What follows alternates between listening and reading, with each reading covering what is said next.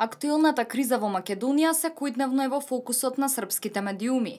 Бројни аналитичари од соседството се огласија со свои коментари околу состојбата, особено околу значењето и прифаќањето на албанската постизборна платформа.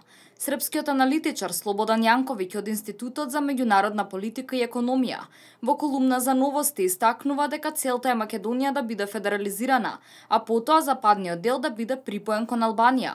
Тој додава дека според планот за реорганизација, целта е да се подели земјата и да се создаде уште една територија со која ќе управуваат албанците.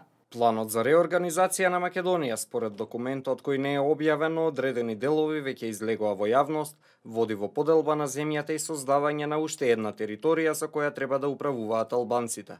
Односно се работи за дел од голема албанската стратегија за обединување на територијата на замислената голема Албанија.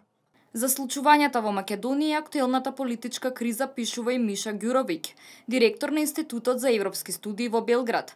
Тој се задржа на резолуцијата со која се бара да се прогласи геноцид над албанците. Ако македонците признаат дека над албанците вршеле геноцид, тоа ќе значи дека признаваат дека етничката слика на земјата е вештачки и насилно измената, па на основа на тоа албанците можат легитимно да бараат статус на конститутивен народ. За геноцидот и реализацијата на платформата зборуваше Иван Стоилковиќ, председател на Демократската партија на србите во Македонија. Тој во изјава за српскиот весник Политика потенцира дека во актуелната политичка криза со која се соочува Македонија, многу е важно да не се дозволи реализација на тиранската платформа. Оваа платформа, направена во едностранска земја, ги осудува македонците и србите за наводен геноцид врз албанците во периодот од 1912 до 1956 година. Српскиот народ во Македонија ќе се најде во невозможна ситуација доколку ваквото наводно тврдење се прифати како вистинито. Исто така и Србија ќе биде доведена во тешка позиција. Според него, најавената посета на председателот на Европскиот совет Доналд Туск има за цел да се изврши дополнителен притисок врз македонскиот председател да го додели мандатот на лидерот на СДСМ.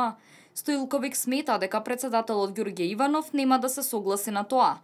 По посетата на Туск, додава Стоилковиќ, ќе следи дополнителна дипломатска артилерија и веројатно како начин за излез од сегашниот лавиринт нови парламентарни избори заедно со локалните.